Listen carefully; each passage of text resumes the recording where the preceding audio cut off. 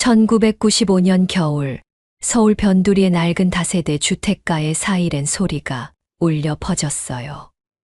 웽웽웽. 태주는 학교에서 돌아오는 길이었어요. 무거운 책가방을 메고 언덕길을 올라가고 있었죠. 갑자기 귀에 들린 사이렌 소리에 가슴이 철렁했어요.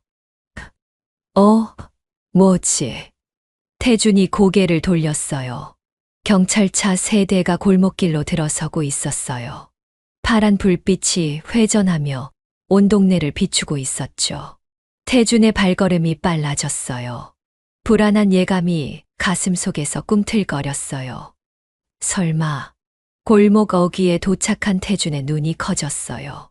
경찰차들이 자신의 집 앞에 멈춰 있었거든요. 헉! 태준의 얼굴이 창백해졌어요. 다리에 힘이 빠져서 주저앉을 뻔했죠. 이웃들이 하나둘 창문을 열고 구경하기 시작했어요.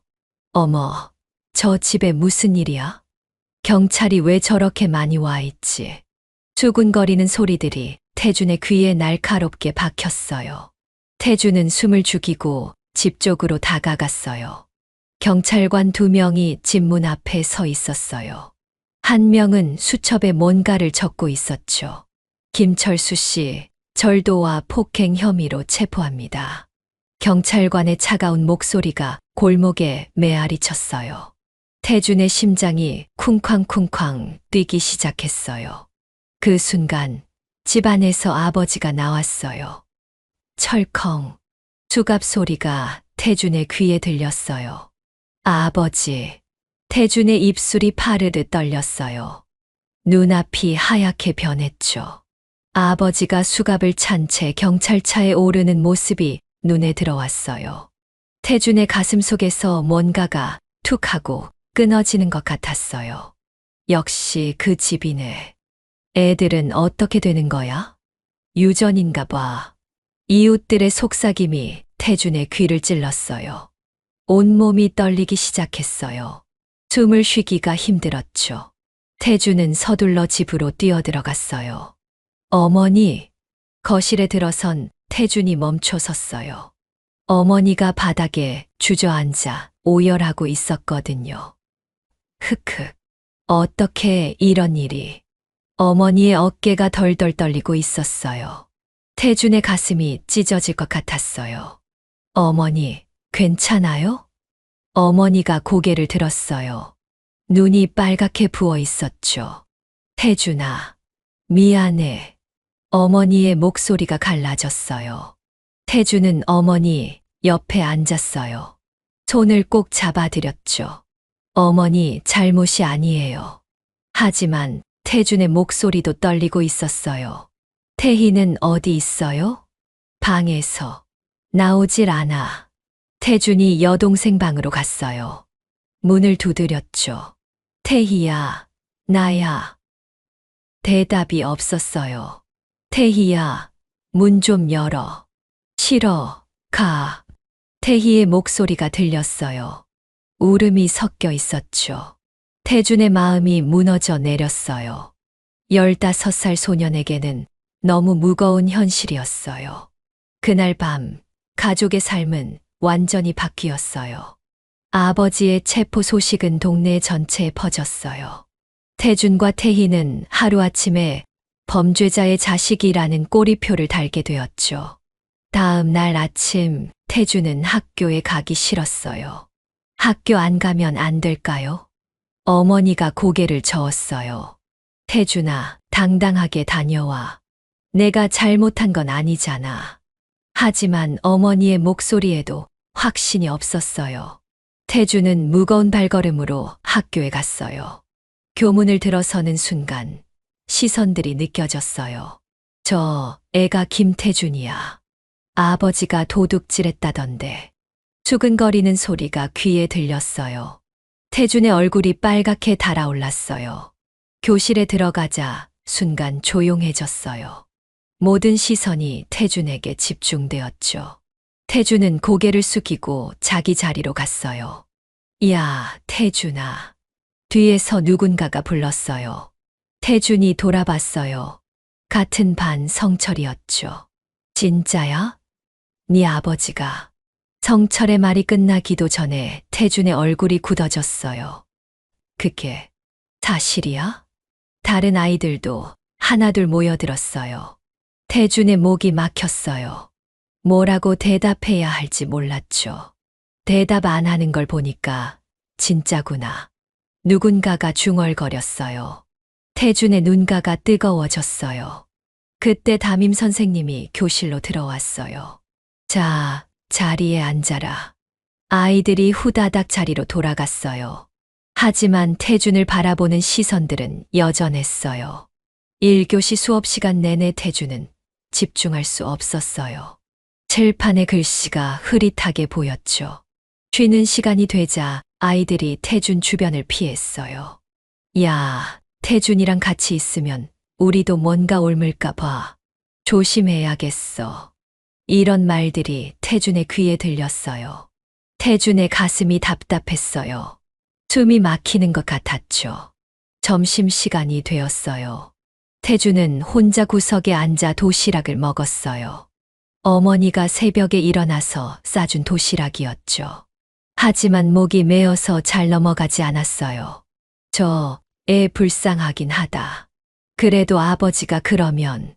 멀리서 들리는 속삭임이 태준의 마음을 찔렀어요. 태준은 도시락을 다 먹지 못하고 뚜껑을 닫았어요. 오후 수업 시간에도 집중이 안 됐어요. 창밖만 멍하니 바라보고 있었죠. 종이 울렸어요. 하루가 끝났어요. 김태준. 담임 선생님이 태준을 불렀어요. 네, 선생님. 태준이 선생님 앞으로 갔어요. 힘들겠지만 꿋꿋하게 견뎌내야 한다. 선생님의 목소리가 부드러웠어요. 내가 잘못한 게 아니니까. 하지만 선생님의 위로도 태준에게는 공허하게 들렸어요. 네, 선생님. 태준이 고개를 숙였어요. 집으로 가는 길에 태준은 생각했어요. 왜 나까지 이런 시선을 받아야 하지? 아무것도 잘못하지 않았는데. 집에 도착하니 어머니가 현관에서 기다리고 있었어요. 학교는 어땠어? 어머니의 목소리에 걱정이 가득했어요. 그냥 괜찮았어요. 태준은 거짓말을 했어요. 어머니를 더 걱정시키고 싶지 않았거든요. 정말. 어머니가 태준의 얼굴을 자세히 봤어요. 태준이 고개를 끄덕였어요. 어머니, 저 숙제 좀 할게요. 태준은 방으로 들어갔어요.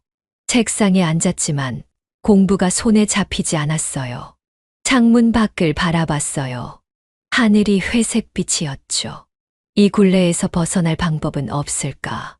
태준의 마음속에서 절망이 자라나고 있었어요. 그때 어머니가 방문을 두드렸어요.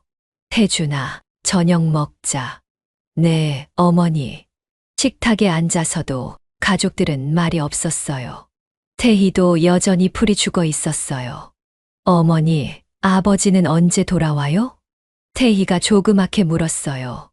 어머니의 눈가가 촉촉해졌어요. 모르겠다. 아직은. 그날 밤 태주는 잠을 이룰 수 없었어요.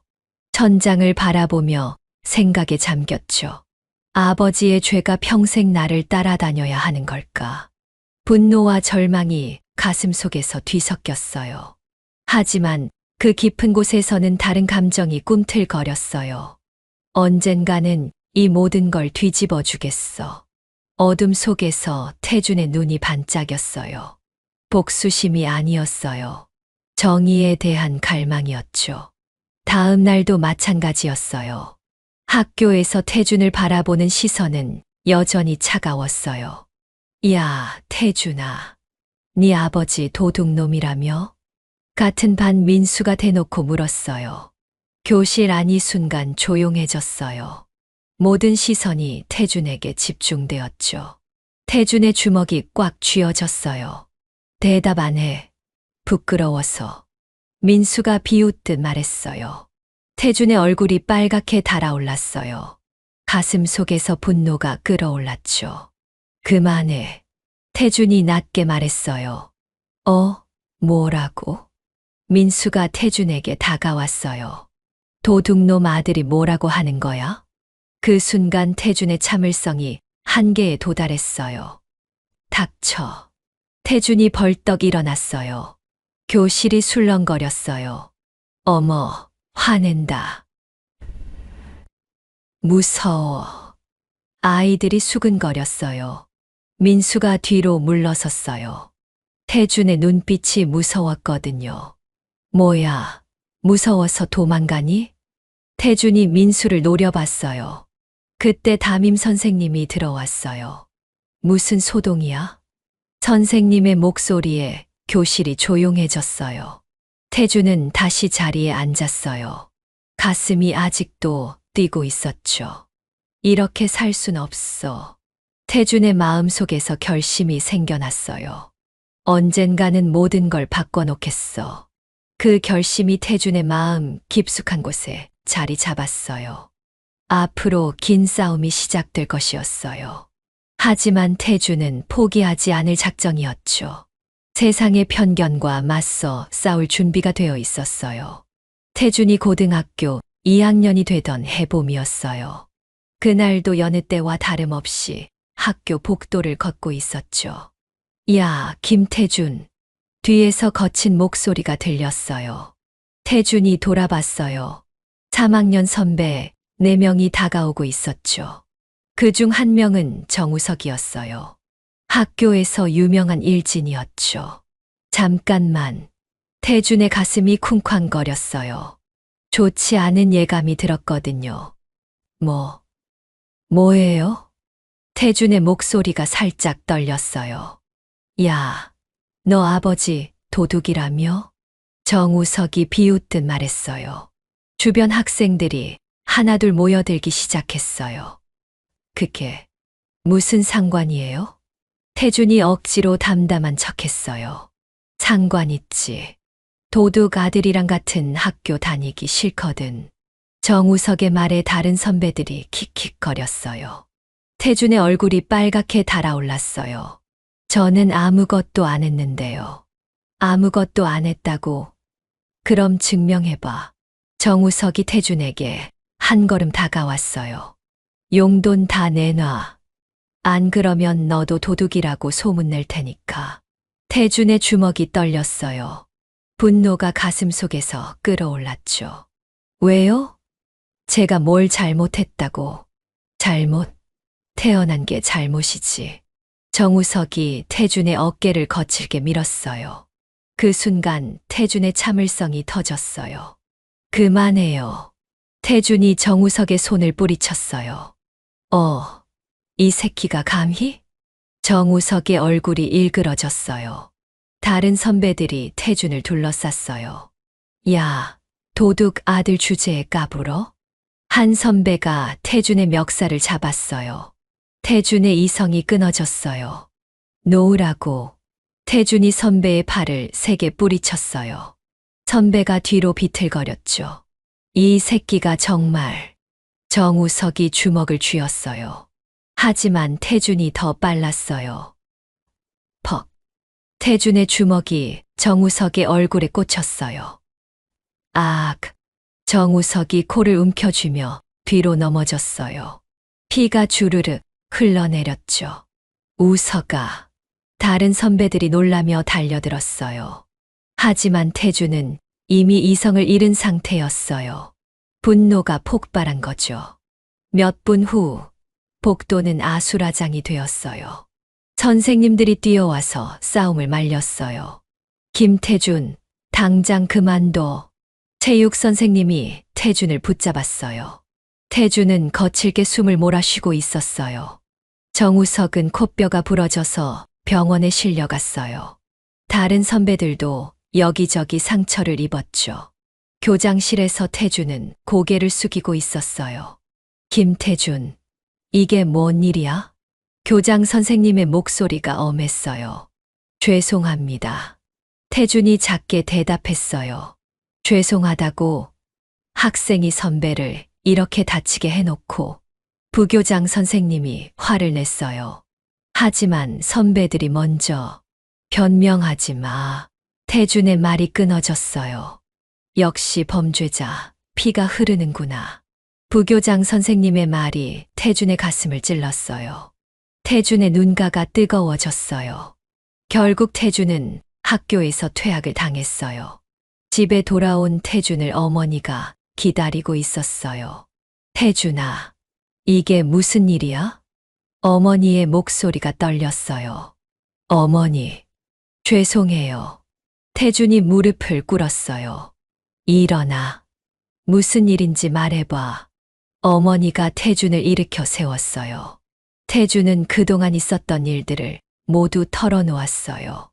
어머니의 눈에서 눈물이 흘러내렸어요. 내가 잘못했구나. 어머니가 자신을 탓했어요. 아니에요, 어머니. 제가 참지 못해서. 태준아, 이제 어떻게 하지? 어머니의 한숨이 깊었어요. 다음 날, 태준은 소년원으로 보내졌어요.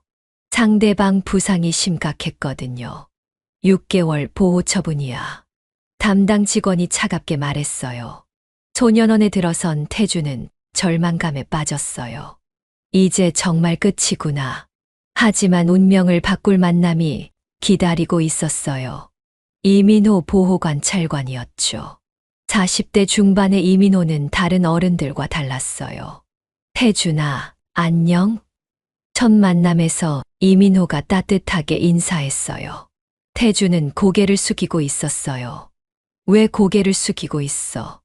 이민호의 목소리가 부드러웠어요. 제가 잘못했으니까요. 태준이 작게 대답했어요. 뭘 잘못했는데? 선배들을 다치게 해서요. 그 전에는 뭐가 있었어? 이민호가 천천히 물었어요.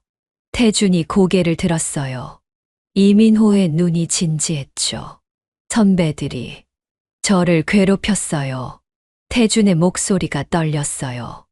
어떻게 괴롭혔는데? 아버지 때문에. 도둑 아들이라고. 태준의 눈에서 눈물이 흘러내렸어요. 이민호가 태준의 어깨에 손을 올렸어요. 태준아, 내 아버지 때문에 힘들었지. 그 말에 태준의 감정이 터져 나왔어요. 너무 힘들었어요. 태준이 울음을 터뜨렸어요. 왜 저까지 이런 취급을 받아야 하는지 모르겠어요. 이민호가 태준을 다독여줬어요. 울어도 돼. 충분히 힘들었을 거야. 태준은 한참을 울었어요. 그동안 참아왔던 모든 감정이 쏟아져 나왔죠. 이제 좀 시원해. 이민호가 물었어요. 태준이 고개를 끄덕였어요. 태준아, 내가 여기 온 거는 내 잘못이 맞아. 이민호의 말에 태준이 다시 고개를 숙였어요. 하지만 내 아버지의 잘못은 아니야. 태준이 고개를 들었어요. 그걸 구분할 줄 알아야 해. 이민호의 말이 태준에게 새로운 관점을 제시했어요. 선생님, 나는 법학을 전공했어. 사회복지사이기도 하고. 이민호가 자신을 소개했어요. 법학이요. 태준이 관심을 보였어요.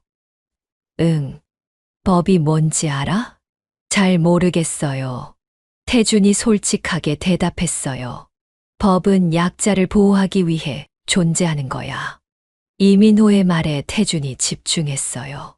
내가 지금 당하고 있는 불의한 일들, 그런 것들로부터 사람들을 지키는 게 법의 역할이지. 태준의 눈이 반짝였어요. 정말요? 그럼 법은 정의를 실현하는 도구야. 이민호가 웃으며 말했어요. 그날부터 태준의 하루가 바뀌었어요. 이민호는 태준에게 법학 입문서를 가져다 줬어요.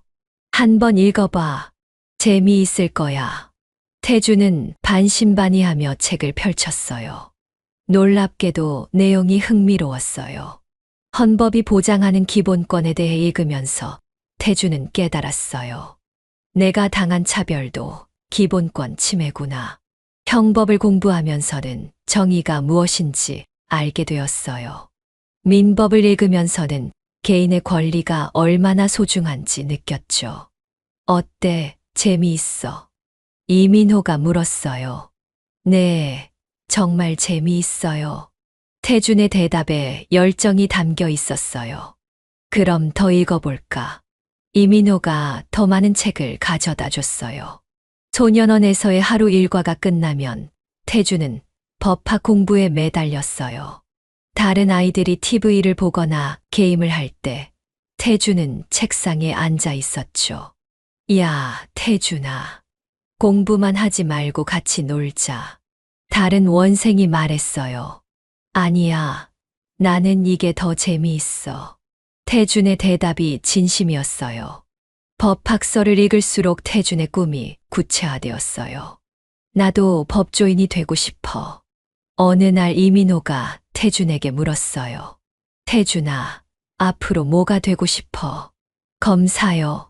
태준의 대답이 확신에 차 있었어요. 검사. 왜? 불의한 일들을 바로잡고 싶어요. 태준의 눈이 반짝였어요.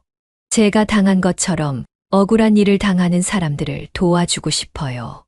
이민호가 감동받은 표정을 지었어요. 좋은 꿈이구나.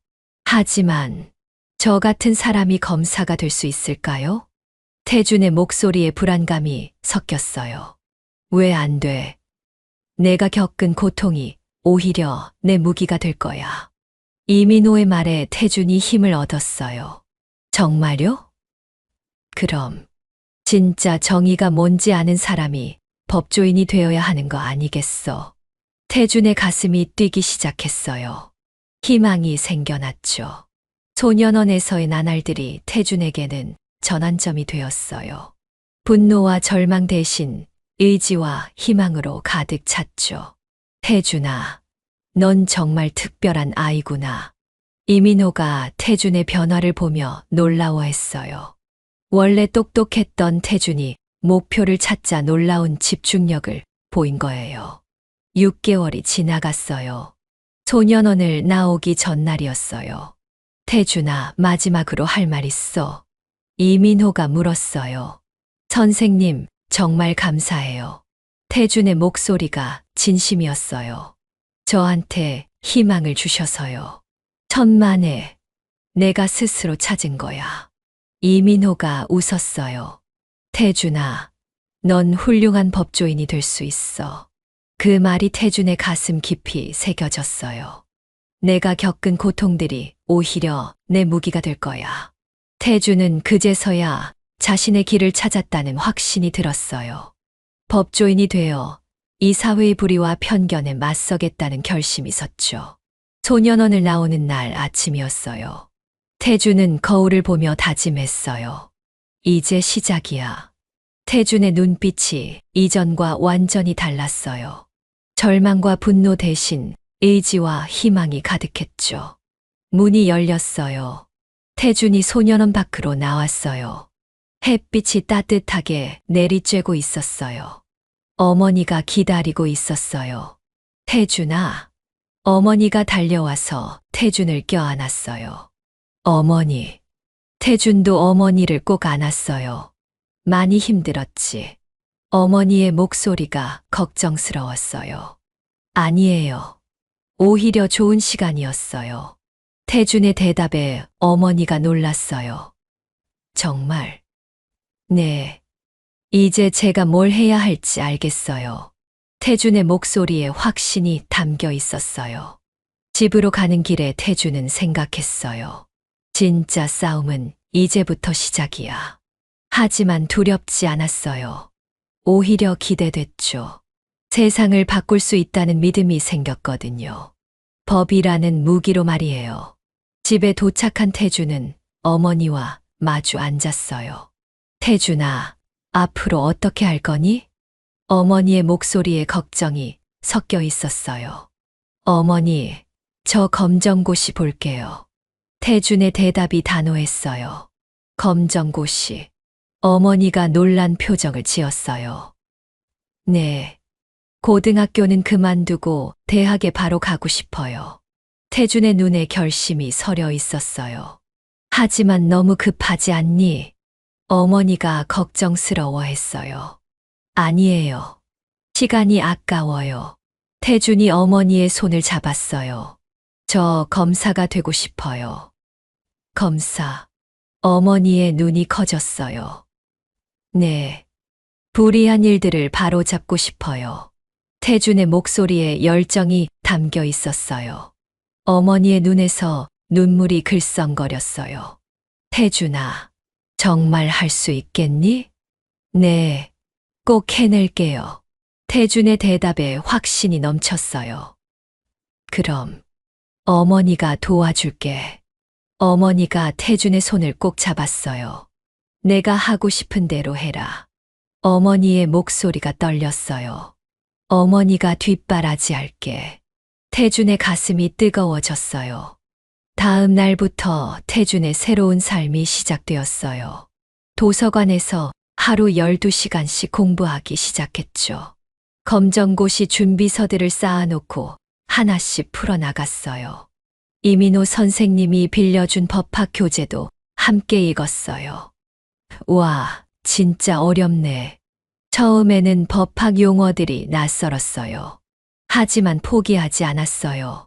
사전을 찾아가며 하나씩 이해해 나갔죠. 도서관에서 태준을 바라보는 시선들이 느껴졌어요. 저 애가 김태준이야. 소년원 다녀온 애 맞지? 수근거리는 소리가 들렸어요. 태준의 얼굴이 붉어졌어요. 하지만 흔들리지 않았어요. 너희들이 틀렸다는 걸 보여주겠어. 오히려 더 큰 동기가 되었죠. 매일 새벽 5시에 일어나서 밤 11시까지 공부했어요. 점심도 도서관에서 간단히 해결했죠. 태준아, 너무 무리하지 마. 어머니가 걱정했어요. 괜찮아요, 어머니. 태준이 웃으며 대답했어요. 이게 제가 원하는 거예요. 어머니는 아들의 모습을 보며 놀라워했어요. 예전과는 완전히 다른 모습이었거든요. 한 달이 지났어요. 태준의 실력이 눈에 띄게 늘고 있었어요. 특히 사회탐구 영역에서는 법과 정치 문제들을 거의 다 마쳤어요. 이 정도면 검정고시는 문제 없겠는데. 태준이 혼자 중얼거렸어요. 하지만 방심하지 않았어요. 더 완벽하게 준비하고 싶었거든요. 검정고시 원서 접수일이 다가왔어요. 태준은 떨리는 마음으로 원서를 제출했어요. 드디어구나. 가슴이 두근거렸어요. 시험까지 한 달 남았어요. 태준은 더욱 집중적으로 공부했어요. 특히 약한 과목인 수학과 영어의 시간을 더 투자했어요. 이 문제가 왜 이렇게 어려워? 수학 문제 앞에서 머리를 쥐어뜯었어요. 하지만 포기하지 않았어요. 기초부터 다시 차근차근 해나갔죠. 영어도 마찬가지였어요. 단어부터 외우기 시작했어요. 하루에 100개씩 외우자. 태준이 스스로와 약속했어요. 시험 일주일 전이었어요. 태준은 마지막 점검에 들어갔어요. 모든 과목을 다시 한번 훑어봤죠. 이제 할 만큼 했어. 태준이 안도의 한숨을 쉬었어요. 검정고시 당일 아침이었어요. 태준은 일찍 일어나서 준비했어요. 태준아, 아침 먹고 가. 어머니가 든든한 아침을 차려줬어요. 감사해요, 어머니. 태준이 밥을 먹으며 말했어요. 긴장되니? 어머니가 물었어요. 조금요. 하지만 자신 있어요. 태준의 목소리가 당당했어요. 시험장에 도착한 태준은 깊게 숨을 들이쉬었어요. 할 수 있어. 스스로에게 말했어요. 1교시 국어 시험이 시작되었어요. 문제를 보자마자 태준의 얼굴에 미소가 떠올랐어요. 생각보다 쉬웠거든요. 차근차근 문제를 풀어나갔어요. 2교시는 수학이었어요. 조금 어려웠지만 포기하지 않았어요. 그동안 연습한 대로 차분히 풀었죠. 점심시간에 태준은 도시락을 먹으며 생각했어요. 지금까지는 괜찮아. 오후에는 영어와 사회탐구가 있었어요. 영어도 무난하게 풀 수 있었어요. 사회탐구는 태준의 특기 과목이었어요. 특히 법과 정치 문제들은 완벽하게 해결했어요. 그동안 법학 공부를 한 덕분이었죠. 마지막 과목인 과학탐구까지 끝났어요. 후, 태준이 긴 한숨을 쉬었어요. 시험장에서 나오는 길에 태준은 하늘을 올려다봤어요. 이민호 선생님, 제가 해냈어요. 마음속으로 은인에게 감사 인사를 전했어요. 집에 돌아온 태준을 어머니가 기다리고 있었어요. 어땠어? 어머니가 궁금해했어요. 잘 본 것 같아요.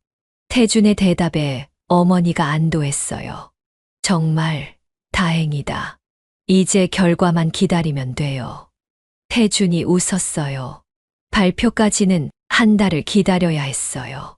그 시간이 태준에게는 가장 길게 느껴졌어요. 불안과 기대가 교차하는 나날들이었죠. 하지만 태준은 그냥 놀고 있지 않았어요. 대학 입시를 위한 공부를 시작했어요. 목표는 서울대학교 법학과였어요. 서울대라. 현실적으로 어려운 목표였어요. 하지만 태준은 포기하지 않았어요. 해보자. 다시 한번 도서관으로 향했어요. 이번에는 수능 문제집들을 쌓아놓고 공부했어요. 검정고시 결과 발표일이 다가왔어요.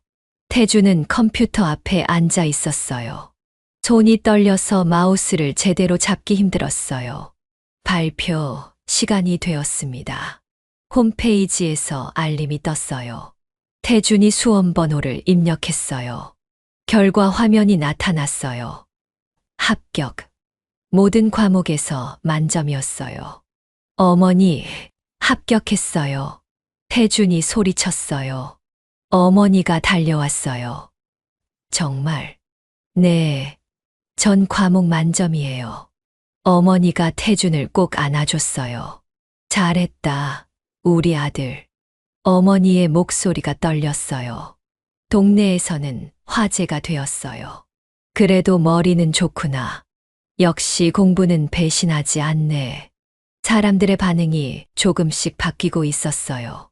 하지만 태준은 여기서 멈추지 않았어요. 바로 수능 준비에 들어갔어요. 이번에는 더 체계적으로 계획을 세웠어요. 언어 영역과 사회 탐구는 자신 있었지만 수학과 영어가 문제였어요. 기초부터 다시 시작하자. 태준이 중학교 수학 문제집을 샀어요. 밤늦게까지 공부했어요. 어머니가 걱정할 정도였어요. 태준아, 너무 무리하지 마. 괜찮아요, 어머니. 이번이 기회예요. 태준의 의지는 굳건했어요. 수능까지 6개월 남았어요. 태준은 수도승 같은 생활을 시작했어요. 새벽 5시에 일어나서 밤 12시까지 공부했어요. 친구들과 만날 시간도 없었어요. 사실 만날 친구도 별로 없었지만요. 야, 태준아. 가끔은 놀자. 동네 친구가 제안했어요. 미안, 나는 공부해야 해. 태준이 정중히 거절했어요. 공부만 하면 재미없잖아. 나는 이게 재미있어. 태준의 대답이 진심이었어요. 목표가 생기니까 모든 게 즐거웠어요. 수학 실력이 조금씩 늘고 있었어요. 영어도 단어를 많이 외우니까 독해가 쉬워졌어요. 이제 좀 할만해지는 것 같아. 태준이 스스로를 격려했어요. 수능 3개월 전이었어요. 태준은 모의고사를 봤어요. 결과는 서울대 합격권이었어요. 진짜. 태준이 믿기지 않아 했어요. 이 정도면 충분히 가능해. 학원 선생님이 말했어요. 태준의 가슴이 뛰었어요. 희망이 보이기 시작했어요. 하지만 방심하지 않았어요. 더욱 열심히 공부했어요. 수능 한 달 전이었어요. 태준은 마지막 점검에 들어갔어요. 그동안 공부한 내용들을 정리했어요. 이제 할 만큼 했어. 태준이 만족스러워했어요. 수능 당일이 다가왔어요. 태준은 떨리는 마음을 억누르며 준비했어요. 어머니가 도시락을 싸줬어요. 태준아, 긴장하지 말고 내 실력대로 해. 네, 어머니. 태준이 고개를 끄덕였어요. 시험장에 들어가기 전에 태준은 다짐했어요. 이번 기회를 놓치면 안 돼. 18세의 태준에게는 인생을 건 승부였어요. 1교시 언어 영역부터 시작되었어요. 문제들이 평소보다 어려웠어요. 하지만 태준은 침착하게 풀어나갔어요. 2교시 수리 영역이었어요. 가장 걱정했던 과목이었죠. 하지만 그동안 연습한 덕분에 막히지 않았어요. 점심시간에 어머니가 싸준 도시락을 먹었어요. 힘내자. 태준이 스스로를 격려했어요. 오후에는 외국어 영역과 사회탐구가 있었어요. 외국어 영역도 무난하게 풀 수 있었어요. 마지막 사회탐구는 태준의 특기였어요. 법과 정치, 윤리 문제들을 완벽하게 해결했어요. 모든 시험이 끝났어요. 태준이 시험장에서 나왔어요. 하늘을 올려다보며 깊게 숨을 들이쉬었어요. 이제 정말 끝났구나. 어머니가 기다리고 있었어요. 어땠어? 잘 본 것 같아요. 태준의 대답에 어머니가 웃었어요. 정말 고생 많았다. 집으로 가는 길에 태준은 생각했어요. 이제 결과만 기다리면 돼. 합격 발표까지는 또 한 달을 기다려야 했어요. 그 시간 동안 태준은 대학 법학 전공 서적들을 미리 읽기 시작했어요. 미리 준비해두자. 결과에 대한 확신이 있었어요. 드디어 발표일이 왔어요. 태준은 떨리는 손으로 인터넷에 접속했어요. 합격. 서울대는 아니었지만 명문사립대 법학과에 합격했어요. 어머니, 됐어요. 태준이 소리쳤어요. 어머니가 달려와서 태준을 안아줬어요. 정말 잘했다. 태준의 인생에서 가장 기쁜 순간이었어요. 이제 진짜 시작이에요. 태준의 눈이 반짝였어요. 꿈에 한 걸음 더 가까워진 거예요. 3월 드디어 대학 입학식 날이 왔어요. 태준은 새 옷을 입고 거울을 봤어요. 어머니, 어때요? 멋있다, 우리 아들. 어머니의 눈에서 눈물이 글썽거렸어요. 정말 자랑스럽다. 태준의 가슴이 뜨거워졌어요. 대학 캠퍼스에 도착한 태준은 놀랐어요. 너무 크고 아름다웠거든요. 와, 여기서 공부하는구나. 입학식장에 들어가니 수많은 신입생들이 있었어요. 대부분 부모님과 함께 왔더라고요. 태준은 혼자였어요. 어머니는 일을 하러 가셨거든요. 괜찮아. 나 혼자서도 충분해. 태준이 스스로를 다독였어요. 입학식이 끝나고 과 오리엔테이션이 있었어요. 법학과 신입생들이 모였어요. 안녕하세요. 저는 김민수예요. 옆자리 학생이 인사했어요. 안녕하세요. 김태준입니다. 태준도 정중하게 인사했어요. 어느 고등학교 나오셨어요? 민수가 물었어요. 태준이 잠시 머뭇거렸어요. 검정고시로 들어왔어요. 아, 그렇구나. 민수의 표정이 살짝 어색해졌어요. 태준은 그런 반응에 익숙했어요. 하지만 상처받지 않았어요. 이제는 강해졌거든요. 첫 수업이 시작되었어요. 헌법 시간이었어요. 교수님이 들어오시더니 말씀하셨어요. 법학은 어려운 학문입니다. 하지만 정의를 실현하는 가장 확실한 방법이기도 하죠. 태준의 눈이 반짝였어요. 교수님의 말씀이 마음에 와 닿았거든요. 기본권에 대해 설명해 보세요. 교수님이 갑자기 태준을 지목했어요. 다른 학생들이 긴장했어요. 하지만 태준은 침착했어요. 기본권은 헌법이 보장하는 인간의 기본적 권리입니다. 태준이 또렷하게 대답했어요. 구체적으로는 자유권, 평등권, 참정권, 사회권으로 나뉩니다. 교수님이 놀란 표정을 지었어요. 좋습니다. 미리 공부해 왔군요. 다른 학생들이 태준을 신기하게 봤어요. 수업이 끝나고 민수가 태준에게 다가왔어요. 야, 너 진짜 대단하다. 미리 공부했구나. 조금요. 태준이 겸손하게 대답했어요. 사실 소년원에서부터 공부해온 거였지만 그 얘기는 하지 않았어요. 점심시간이 되었어요. 학생 식당에서 밥을 먹는데 대화가 들렸어요. 야, 너희 부모님 뭐 하셔? 우리 아버지는 변호사야. 우리 아버지는 의사셔. 태주는 조용히 밥을 먹었어요. 자신의 아버지 얘기는 할 수 없었거든요. 태준아, 너희 부모님은 뭐 하셔? 누군가가 물었어요. 어머니는 일하세요. 태준이 애매하게 대답했어요. 더 이상 묻지 않았어요. 다행이었죠. 오후에는 형법 수업이 있었어요. 범죄와 형벌에 대해 배워보겠습니다. 교수님이 설명하기 시작했어요. 태주는 집중해서 들었어요. 아버지의 일 때문에 더 관심이 갔거든요. 범죄는 사회 질서를 해치는 행위입니다. 하지만 범죄자도 인간으로서의 기본권은 보장받아야 합니다. 교수님의 말씀에 태준이 고개를 끄덕였어요. 수업이 끝나고 태준은 생각했어요. 아버지도 잘못은 했지만 인간이야. 마음이 조금 편해졌어요.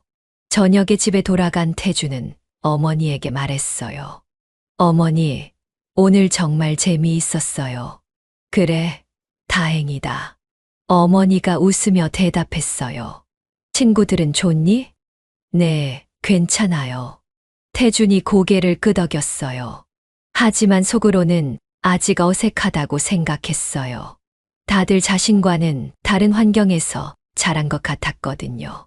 한 달이 지났어요. 태주는 대학 생활에 적응하고 있었어요. 하지만 경제적인 문제가 생겼어요. 등록금과 생활비가 부족했거든요. 어머니, 제가 아르바이트 해도 될까요? 태준아, 공부에 지장 없겠니? 어머니가 걱정했어요. 괜찮아요. 저녁 시간만 일할게요. 태준이 어머니를 안심시켰어요. 편의점 아르바이트를 시작했어요. 저녁 6시부터 자정까지 일했어요.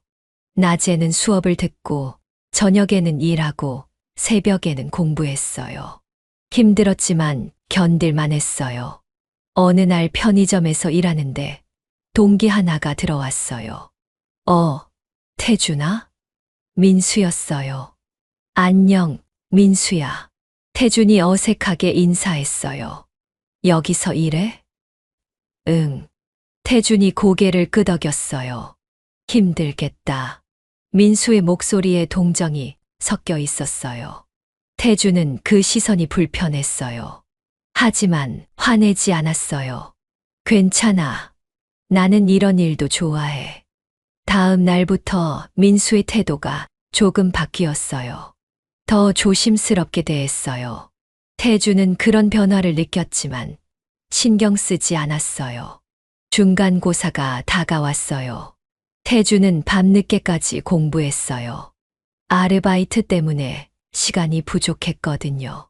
시험 결과가 나왔어요. 태주는 전 과목 A를 받았어요. 어떻게 이런 성적이 나와? 민수가 놀라워했어요.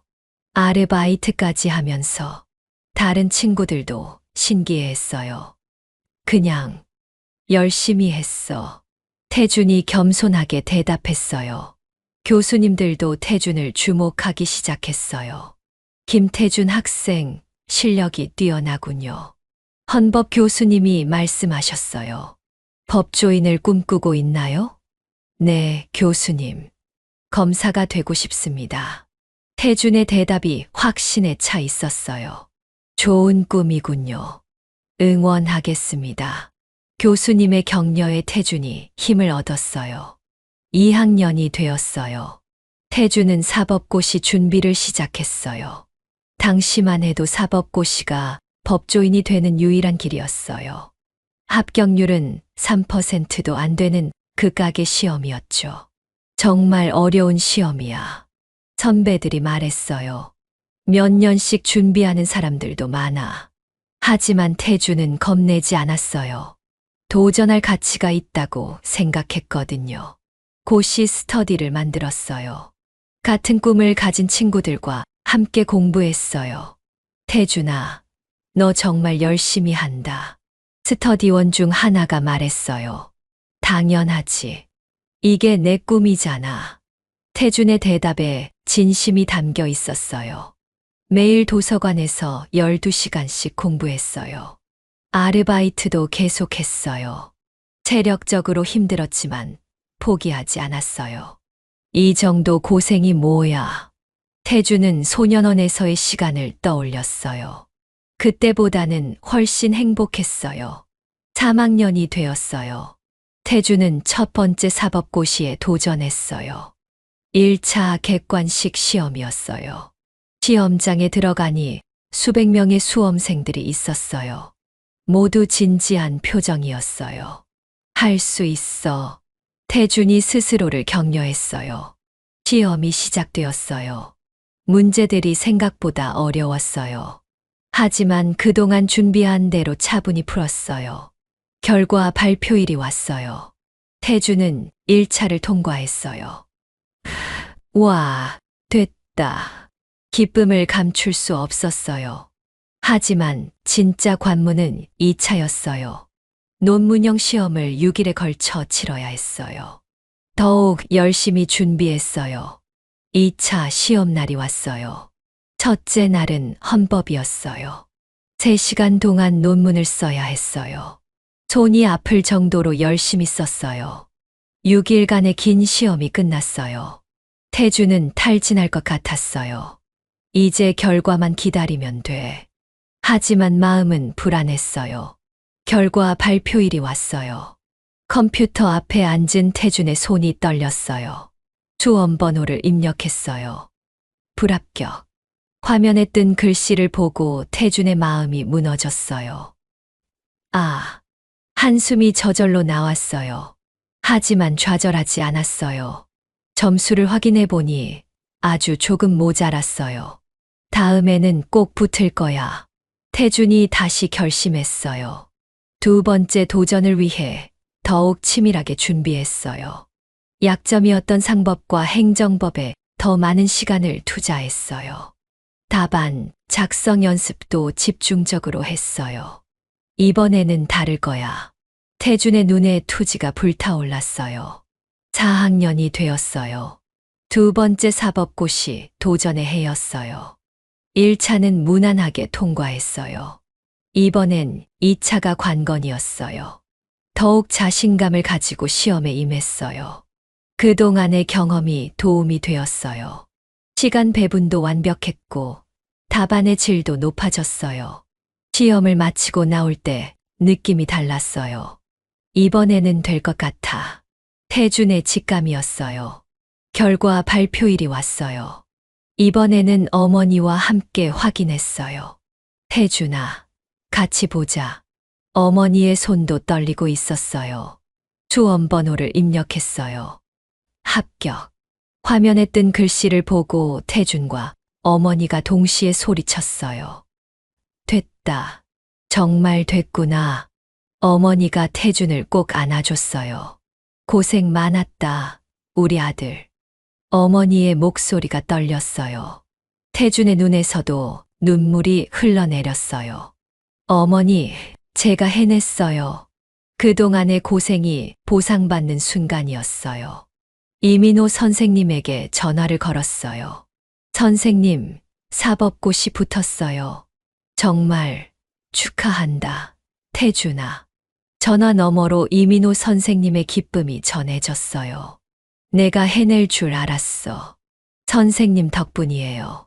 태준이 진심으로 감사 인사를 드렸어요. 사법연수원 입소가 앞으로 남아 있었어요. 하지만 가장 어려운 관문은 통과한 거였어요.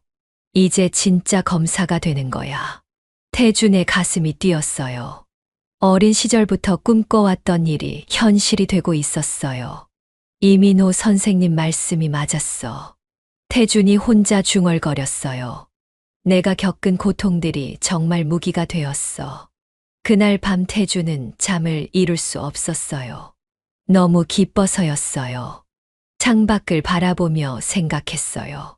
이제 정말 시작이야. 진정한 정의를 실현할 수 있는 자리에 서게 된 거였어요. 사법연수원에서의 마지막 교육만 남아 있었어요. 그 후에는 검사로 임관하게 되는 거였죠. 태준의 긴 여정이 드디어 결실을 맺고 있었어요. 사법연수원을 무사히 마친 태준은 지방검찰청에서 검사로 임관했어요. 처음 검사복을 입었을 때의 감동은 잊을 수 없었어요. 드디어 여기까지 왔구나. 거울 속 자신의 모습을 보며 태준이 감격했어요. 5년이 흘렀어요. 태준은 이제 30대 후반의 베테랑 검사가 되어 있었어요. 공소유지 업무를 담당하며 많은 사건들을 처리했어요. 특히 사회적 약자를 위한 사건들에 더욱 열정을 보였죠. 검사님, 정말 감사합니다. 억울한 일을 당했던 시민이 고마워했어요. 당연한 일을 했을 뿐입니다. 태준의 대답이 겸손했어요. 그런 순간들이 태준에게는 가장 보람찼어요. 어느 날 집에 도착한 태준은 우편함을 확인했어요. 이게 뭐지? 초대장 하나가 들어있었어요. 고등학교 동창회? 태준이 초대장을 자세히 봤어요. 소년원에 들어가면서 중퇴한 학교였어요. 하지만 동창들이 태준의 연락처를 찾아 초대장을 보낸 거였어요. 김태준 동기에게. 초대장에는 정중한 문구가 적혀 있었어요. 태준은 잠시 고민했어요. 그 시절의 기억들이 마냥 좋지만은 않았거든요. 하지만 한편으로는 궁금하기도 했어요. 동창들이 어떻게 지내고 있을까? 그리고 자신이 어떻게 변했는지 보여주고 싶은 마음도 있었어요. 가볼까? 태준이 결심했어요. 동창회 장소는 강남의 고급 클럽이었어요. 꽤 비싸 보이는 곳이네. 태준이 주소를 확인하며 생각했어요. 동창회 당일이 왔어요. 태준은 의도적으로 평범한 옷차림을 했어요. 정장이 아닌 캐주얼한 셔츠와 청바지를 입었어요. 낡은 가죽 가방도 들었어요. 거울을 보니 평범한 직장인 같았어요. 이 정도면 되겠지. 태준이 만족스러워했어요. 클럽에 도착한 태준은 놀랐어요. 입구부터 화려했거든요. 여기가 맞나?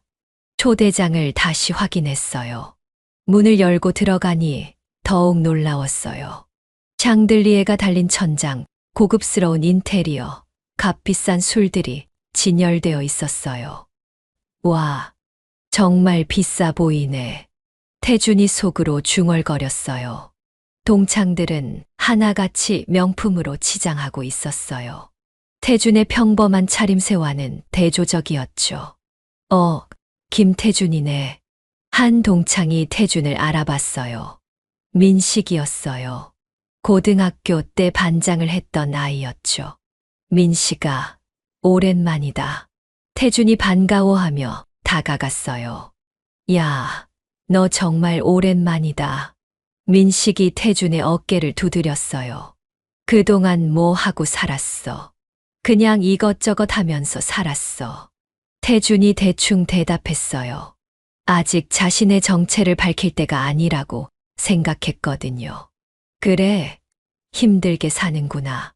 민식의 시선이 태준의 차림새를 훑었어요.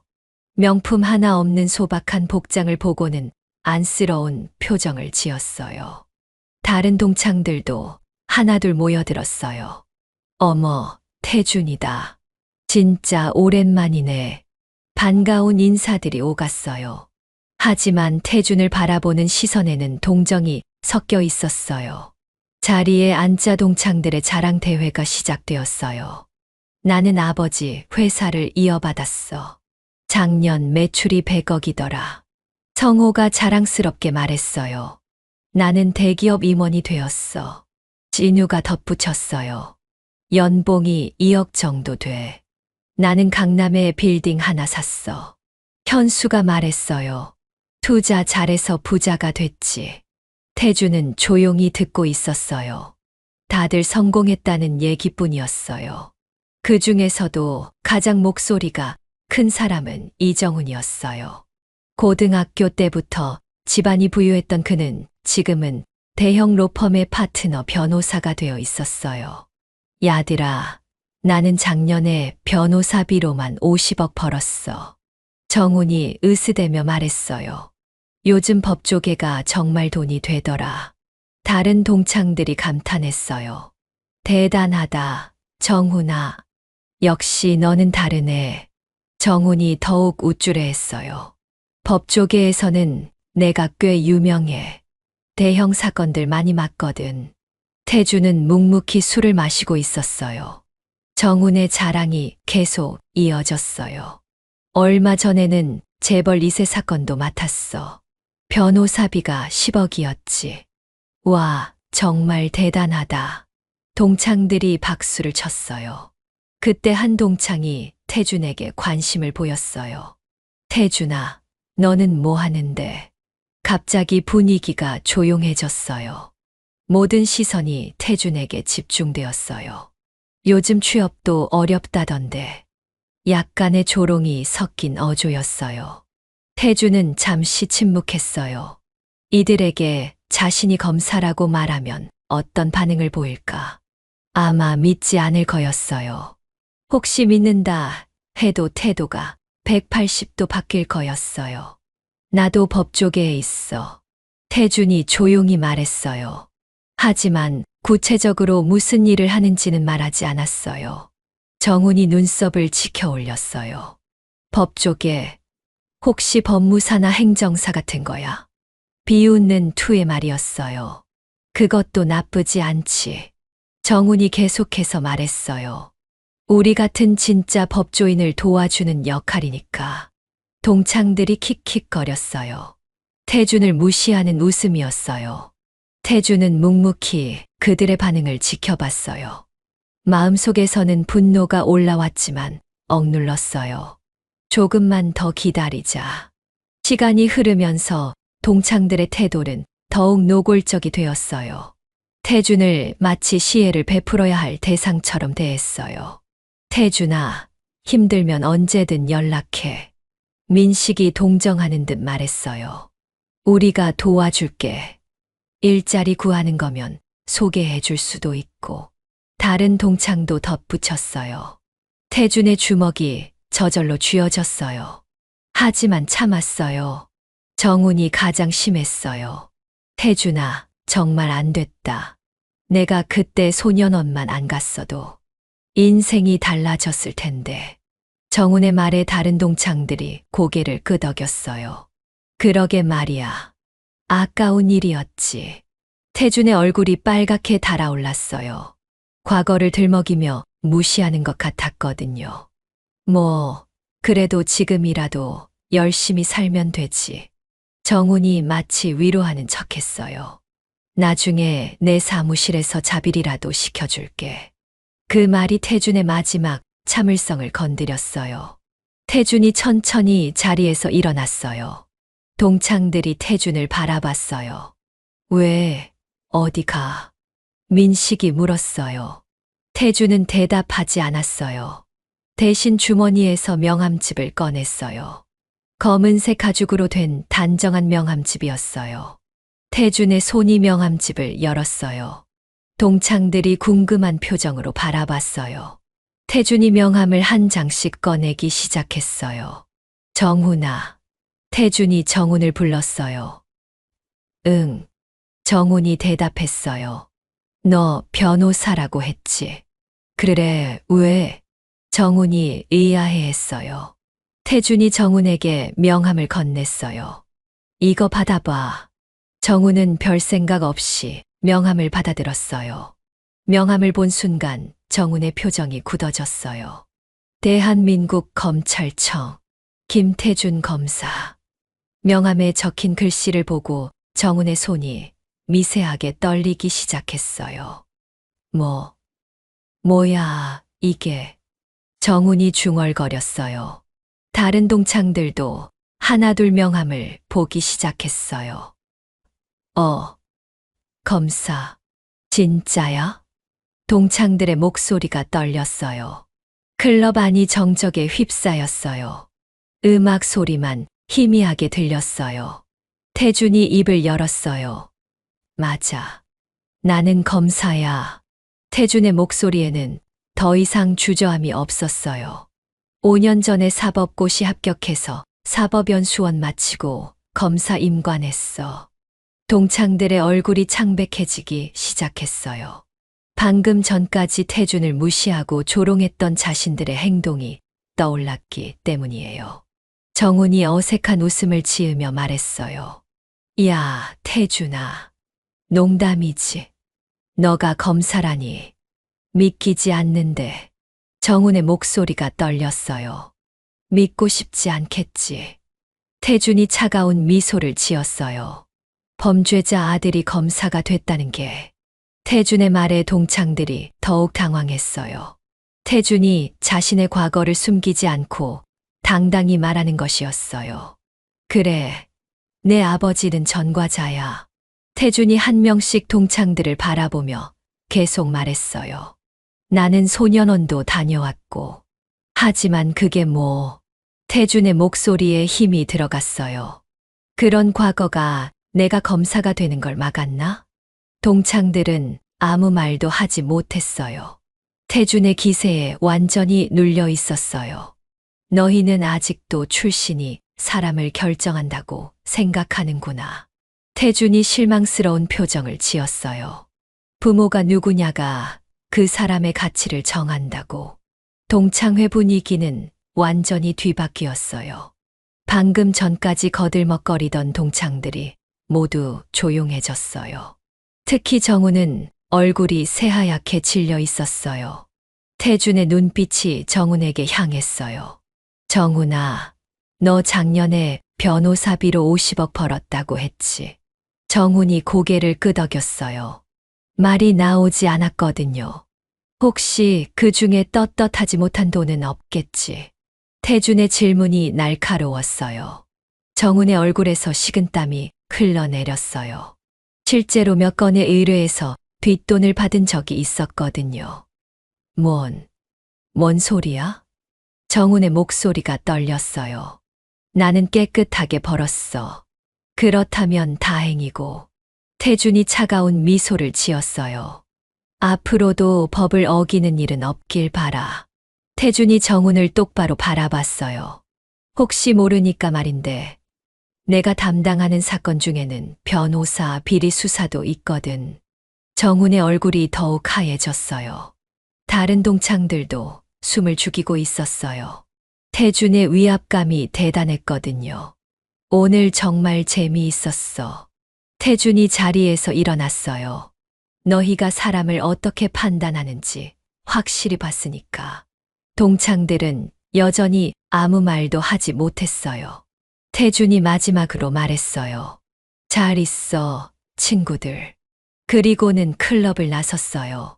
뒤에서는 아무도 그를 붙잡지 않았어요. 클럽을 나온 태준은 밤거리를 천천히 걸었어요. 차가운 바람이 얼굴을 스쳤어요. 하지만 마음은 시원했어요. 후. 태준이 깊게 숨을 들이마셨어요. 오늘 동창들에게 진실을 말한 것이 후회되지 않았어요. 오히려 속이 뚫린 기분이었죠. 밤하늘을 올려다봤어요.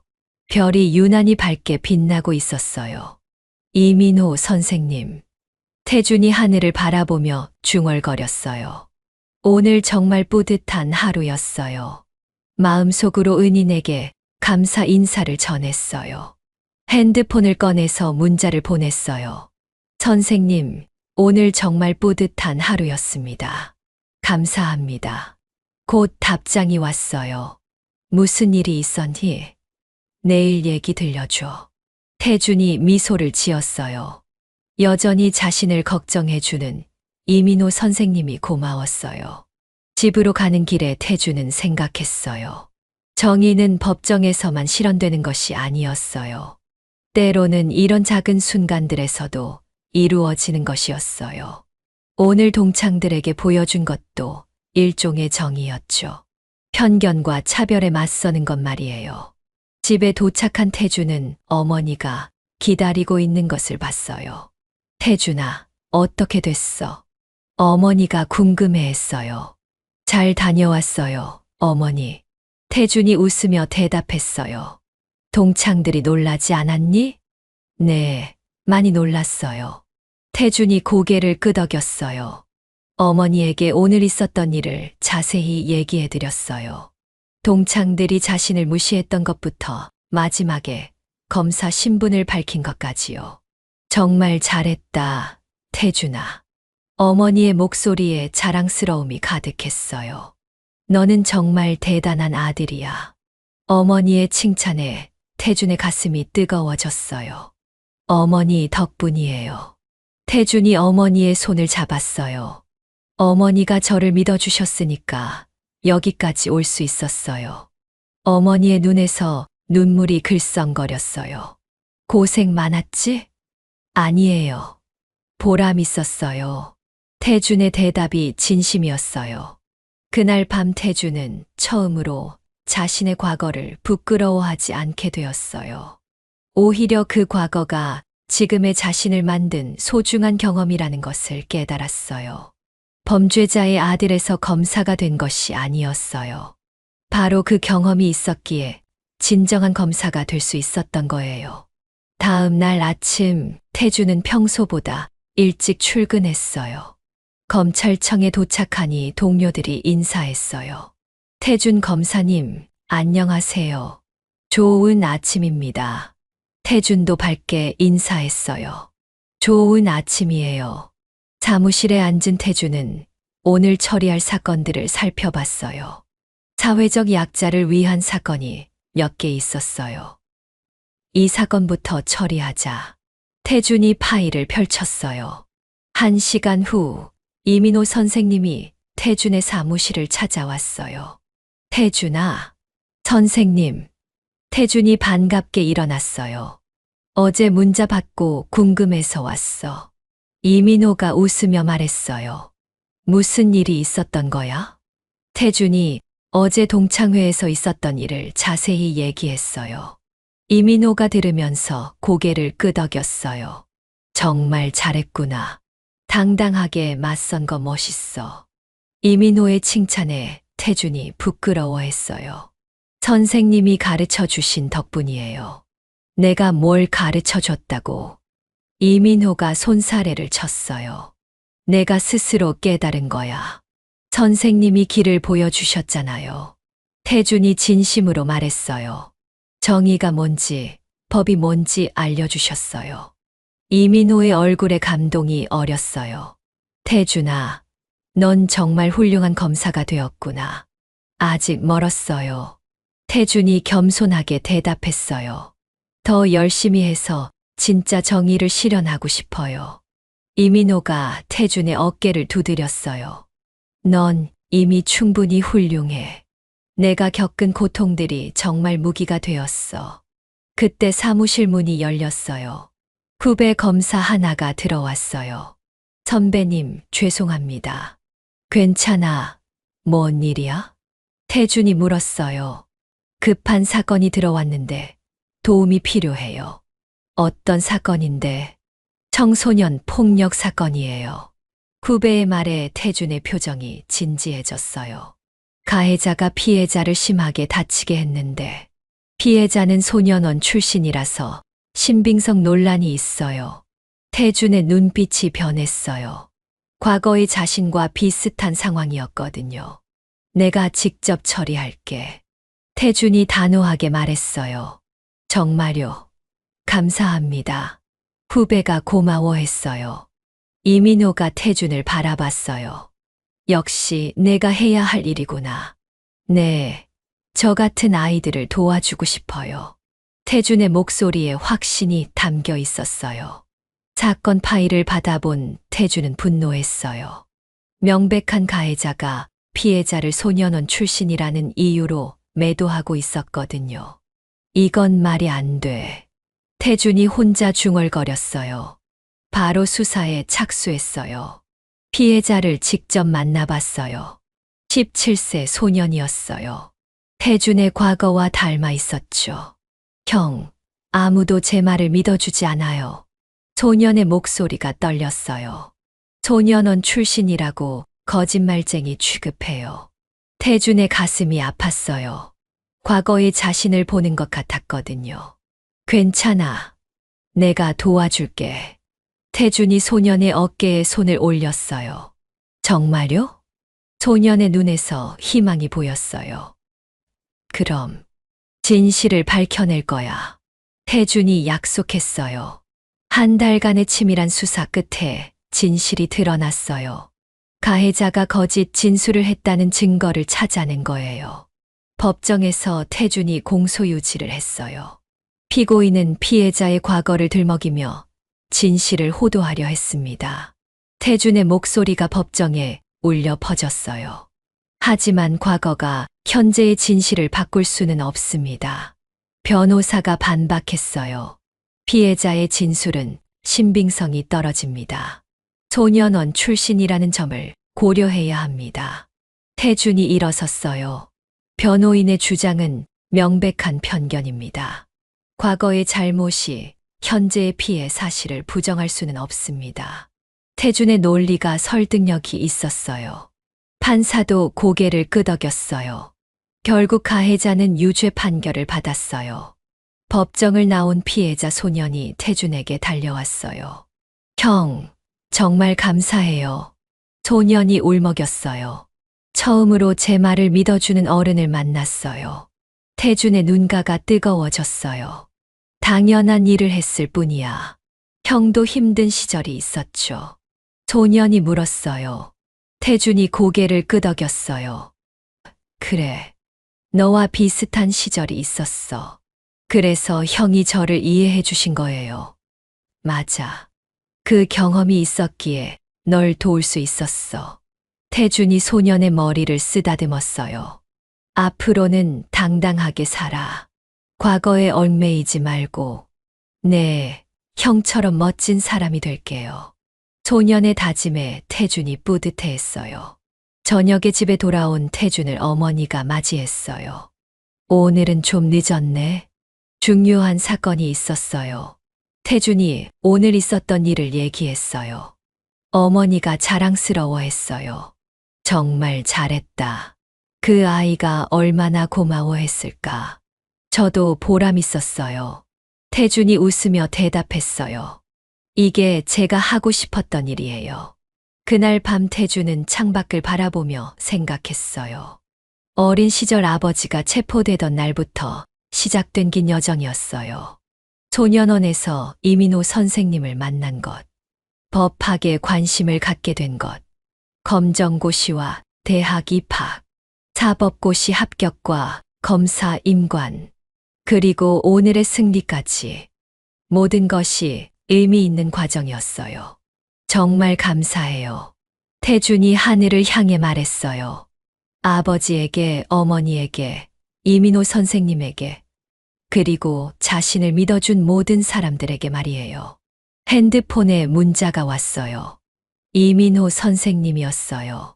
오늘 사건 얘기 들었어. 정말 자랑스럽다. 태준이 답장을 보냈어요. 선생님 덕분입니다. 정말 감사해요. 천만에 내가 해낸 거야. 앞으로도 화이팅. 태준의 입가에 미소가 떠올랐어요. 다음 날부터 태준의 일상이 계속되었어요. 하지만 이제는 더욱 당당했어요. 자신의 과거를 부끄러워하지 않았어요. 오히려 그 경험이 자신만의 무기라는 것을 알았거든요. 동료들도 태준을 더욱 존경하게 되었어요. 태준 검사님은 정말 대단해요. 약자를 위한 사건에서는 최고세요. 그런 평가들이 태준에게는 최고의 보상이었어요. 몇 년이 더 흘렀어요. 태준은 이제 중견 검사가 되어 있었어요. 많은 사건들을 처리하며 진정한 정의가 무엇인지 보여줬어요. 특히 사회적 약자들을 위한 일에서는 누구보다 열정적이었어요. 어느 날 후배 검사가 태준에게 물었어요. 선배님, 어떻게 그렇게 열정적으로 일하세요? 태준이 잠시 생각했어요. 내가 겪은 경험들 때문이야. 무슨 경험이요? 언젠가 얘기해 줄게. 태준이 미소를 지었어요. 그날 저녁 태준은 소년원을 방문했어요. 이민호 선생님과 함께 아이들에게 강연을 하기 위해서였어요. 안녕하세요, 여러분. 태준이 아이들 앞에 섰어요. 저는 검사 김태준입니다. 아이들이 신기해했어요. 검사가 소년원에 와서 강연하는 것이 드문 일이었거든요. 혹시 여러분 중에 자신의 미래가 암담하다고 생각하는 사람 있나요? 몇 명이 손을 들었어요. 저도 여러분과 같은 시절이 있었어요. 태준이 조용히 말했어요.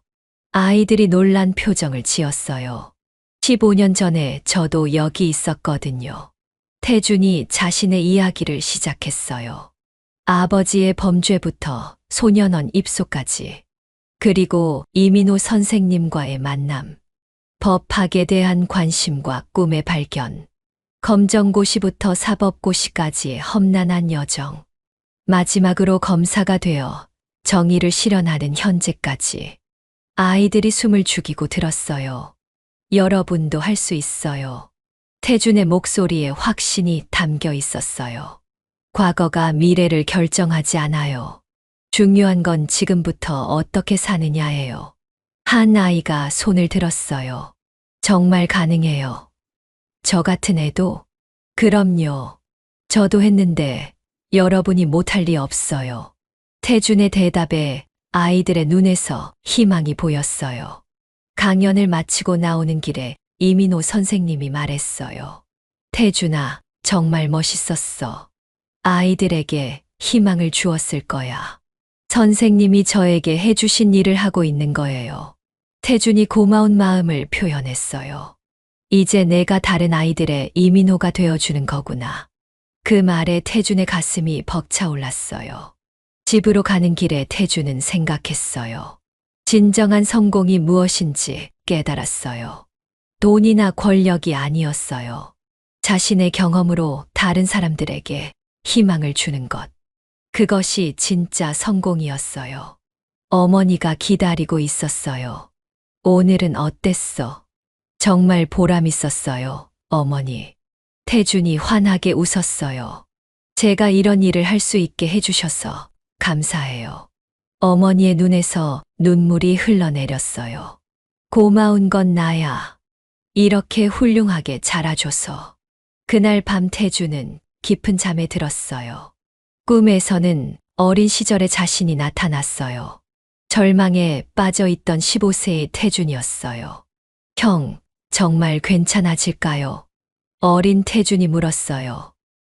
그럼, 분명히 괜찮아져. 현재의 태준이 대답했어요. 힘들겠지만 포기하지 마. 정말요? 정말이야. 형이 증명해 줄게. 꿈속에서 두 태준이 웃으며 악수했어요. 아침에 눈을 뜬 태준은 상쾌했어요. 과거의 자신과 화해한 느낌이었어요. 이제 정말 끝이야. 태준이 혼자 중얼거렸어요. 긴 여정이 드디어 완성되었어요. 범죄자의 아들에서 검사가 된 것이 아니었어요. 그 모든 경험이 있었기에 진정한 정의를 아는 검사가 될 수 있었던 거예요. 태준의 이야기는 끝났지만 새로운 시작이기도 했어요. 이제 그는 다른 사람들의 희망이 되어줄 차례였어요. 정의는 혼자서 이루는 것이 아니라 함께 만들어가는 것이었으니까요.